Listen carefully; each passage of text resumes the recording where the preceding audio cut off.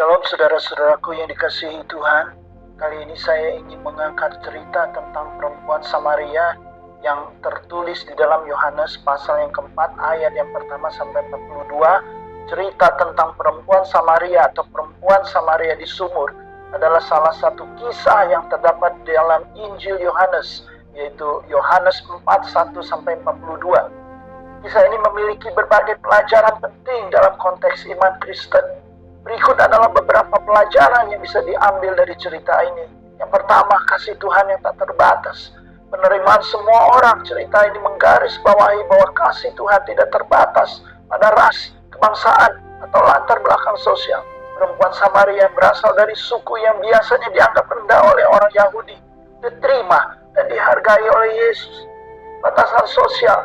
Yesus melanggar batasan sosial dan budaya dengan berbicara dengan perempuan Samaria yang menunjukkan bahwa dalam kerajaan Tuhan tidak ada tempat untuk diskriminasi atau prejudis. 2. Pentingnya kebenaran dan pengakuan.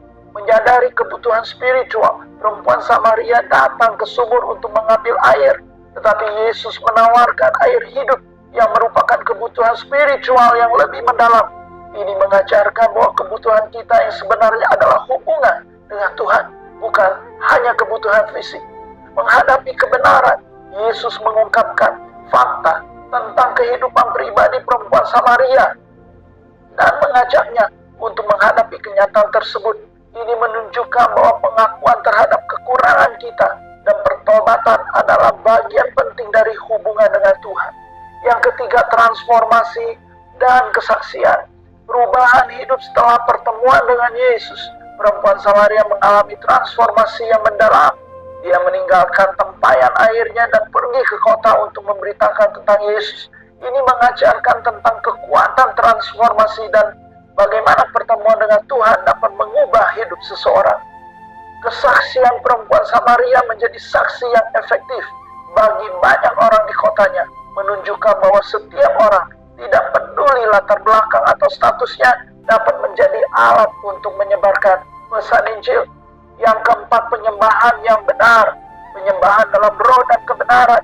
Yesus mengajarkan bahwa penyembahan yang benar tidak terikat pada tempat atau ritual, tetapi harus dilakukan dalam roh dan kebenaran. Di dalam Yohanes 4 ayat 24 menyatakan ini.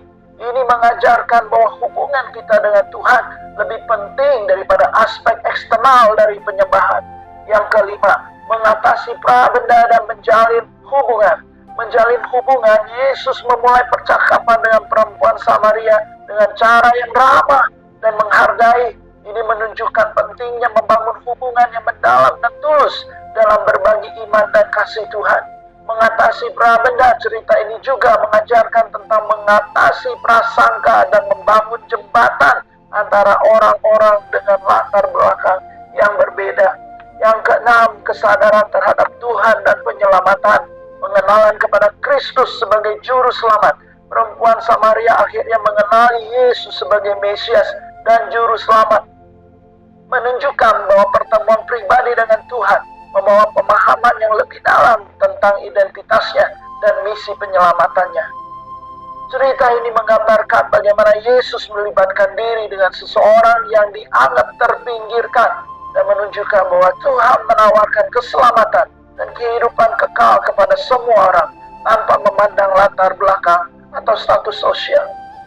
Saudara-saudaraku yang dikasihi Tuhan, saya berdoa kita semua mempunyai hati seperti hati Tuhan Yesus yang tidak dibatasi oleh ras dan suku, agama apapun, tetapi yang kita tonjolkan adalah kasih di dalam komunikasi, di dalam menasehati, di dalam menegur, di dalam hal apapun. Biar kasih Tuhan yang menguasai diri kita sehingga kita boleh menjadi saksi Tuhan Yesus dan Tuhan Yesus menjadi teladan kita.